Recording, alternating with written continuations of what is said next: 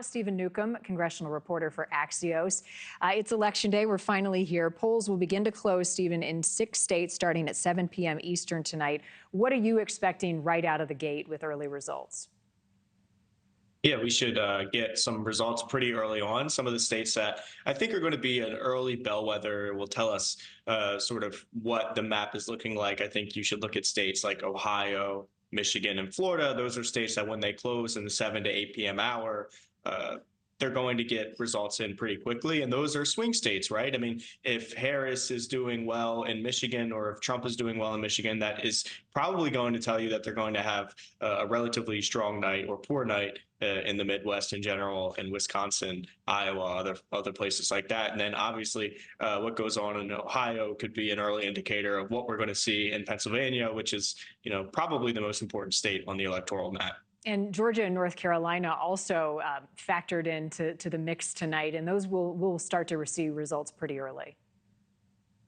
Yeah, that's right. And I think that, look, Democrats that I've talked to all day yesterday and then this morning, they're incredibly confident. I think that there's been a tendency over the last 2 weeks. Trust me, I've talked to a lot of Senate campaigns in particular, sort of the bedwetting from the Democratic Party in the weeks before this election.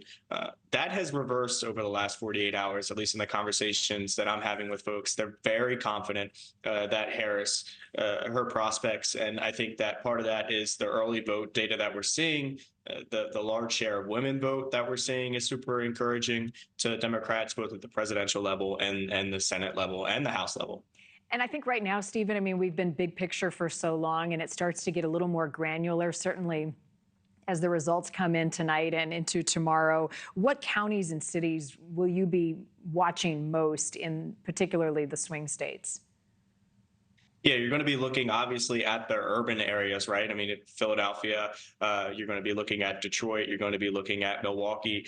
Harris needs a really, really strong performance in those areas. But also, what do the margins look like just outside of those urban areas? I mean, she needs to keep the margins slim for Trump in rural areas where he won in 2016 pretty handedly, and Biden cut some of the lead back in 2020. She needs to have that type of performance as well. And then on the House side, the control of the House of Representatives, you're going to be looking at counties in New York, the Long Island counties that Republicans took in 2022 that Democrats are trying to win again in 2024. If Democrats can flip some of the counties in Long Island and New York and then some of the northern counties in California, that's a good indicator for their chances in the House as well.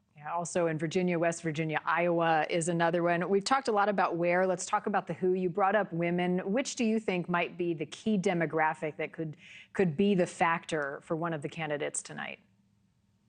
I think it is women. I think Democrats that I've talked to think that the polling across the board may have undersampled women. Obviously, we know that this is the first presidential election since the fall of Roe v. Wade, since a constitutional right was taken off the books to the protection of abortion. That Democrats I've talked to think that factor has been underestimated. They are expecting enthusiasm and massive turnout from women, and I think if you see that in the exit polls pretty early on, that's going to be a good indicator for the Harris campaign. All right, it's going to be a long night, and we'll know soon enough. Stephen Neukam, as always, thank you for stopping by, especially on this busy day, Election Day. Thank you for watching. Go to NewsNationNow.com to find NewsNation on your television provider, and don't forget to click the red subscribe button below to get more of NewsNation's fact-driven, unbiased coverage.